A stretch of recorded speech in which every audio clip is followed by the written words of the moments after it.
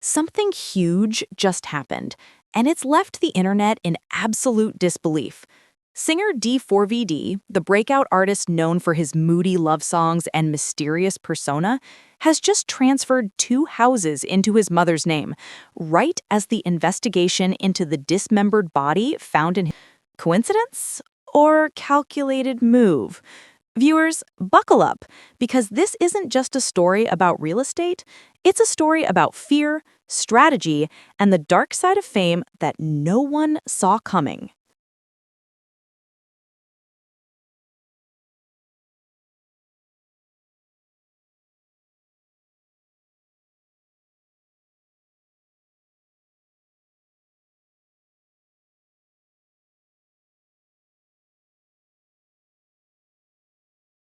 Let's rewind.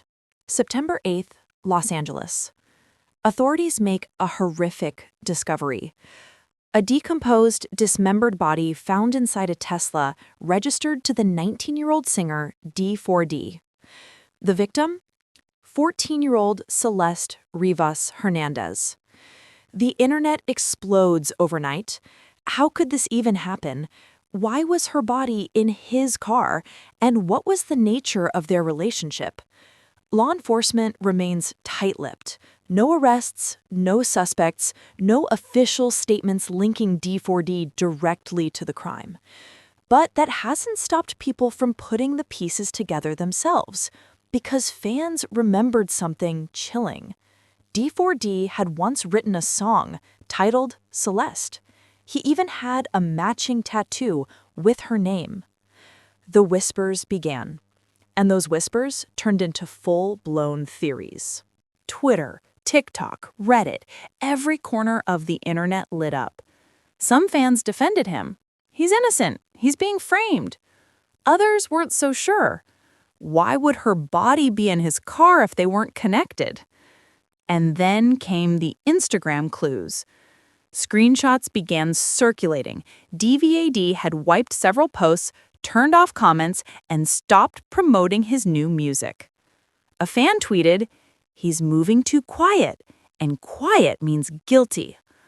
Another fan posted a TikTok saying, "He's protecting assets. He knows what's coming." Was that just social media paranoia? Or was there truth behind those eerie observations? Because just days later, the paperwork surfaced. According to TMZ, D4vd had quietly transferred ownership of two Texas homes to a trust in his mother's name. The dates? September 18th and September 22nd. The first, the exact day of the alleged swatting incident at his parents' home. The second, just days after police obtained a warrant to search his Los Angeles rental property connected to the case. So here's the question everyone's asking. Was this a panicked move or a well-thought-out legal maneuver? Because one insider, who claims to have worked with D4vd's management team, told anonymously, they were advised to move everything into family trusts immediately. It's about protection, not guilt. But protection from what, exactly? A lawsuit? A criminal fine? Or the terrifying possibility that someone inside his circle knows more than they're letting on? Now, this is where things get truly bizarre.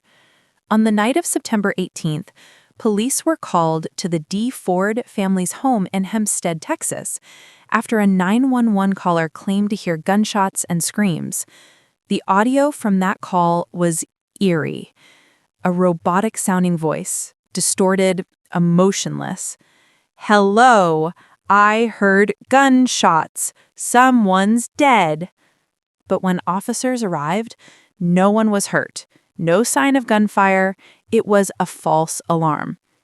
Authorities later confirmed the caller's voice had likely been masked using a voice changer app. So who did it? A twisted prank, or someone trying to send a warning? Because according to audio forensic expert Jennifer Owen, that call wasn't random at all. She said, "It sounded like someone concealing their identity." Maybe even someone close to the situation. Someone close? Who knew too much? Let's look at the timeline again, because this is where everything starts to connect. September 8th, Celeste's body is found in D4vd's Tesla. September 18th, the swatting incident happens at his parents' home. September 18th and 22nd, D4vd transfers both houses into his mother's trust. Around the same time, he hires high-profile attorney Blair Burke, cancels his tour, and moves out of his LA rental property near where the Tesla was found. That's a lot of movement in just 2 weeks. Almost like someone preparing for something big. Law and Crime's Matthew Selson, a trial attorney, offered 2 chilling possibilities. 1, D4vd may be shielding his assets in case of a future criminal fine. 2, he could be protecting himself from a potential wrongful death lawsuit filed by Celeste's family. In simple terms, if he's sued or charged, the houses can't be easily taken. But here's the twist. If a court decides the transfers were fraudulent conveyances, they can undo everything. That means even though he moved the houses, legally they could still belong to him if the timing looks suspicious. And let's be honest, the timing looks very suspicious.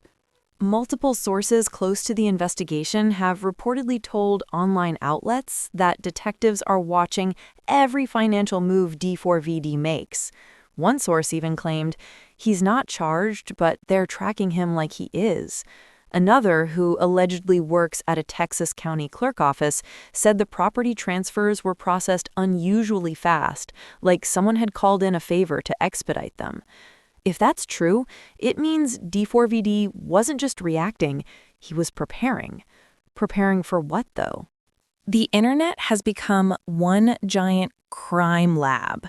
True crime TikTokers are dissecting his old lyrics, looking for clues.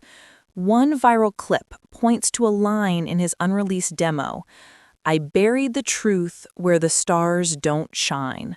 Fans flooded the comments. Was he talking about Celeste? This lyric hits different now. Meanwhile, Reddit threads have turned into full-blown investigation boards, tracking his real estate records, past relationships, and even his mother's business filings. People want answers, but every new fact only makes the story murkier. So, where is his family in all this? His parents have reportedly been keeping a low profile, refusing interviews. Neighbors in Hempstead told local reporters that the family barely leaves the house now. One neighbor said, they used to wave when they drive by. Now, they don't even open their blinds. And there's more. According to a local source, D4vd's mom was seen meeting with a real estate attorney shortly after the transfers went public. Could it be damage control? Or something deeper, like preparing for a subpoena? Because experts say if a lawsuit comes, his mother could be forced to testify about the property transfers. Imagine that, a mother on the stand, questioned about her son's motives in a death investigation. It sounds like something straight out of a Netflix thriller.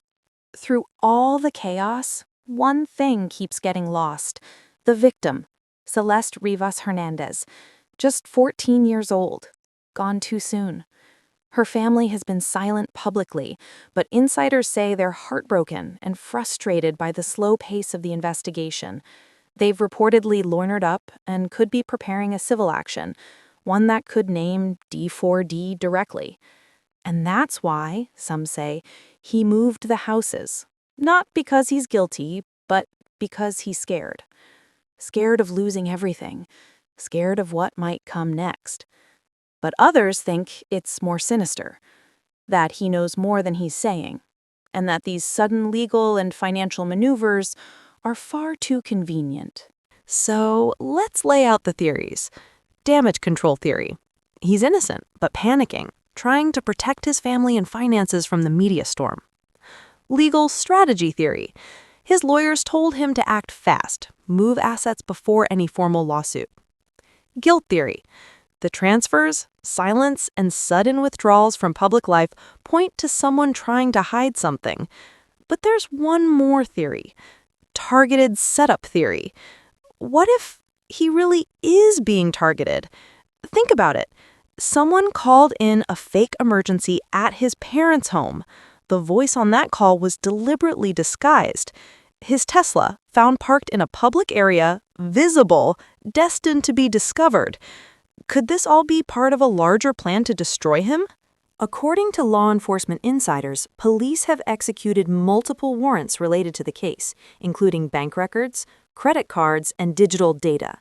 That means investigators are following the money. Every transfer, every payment, every message.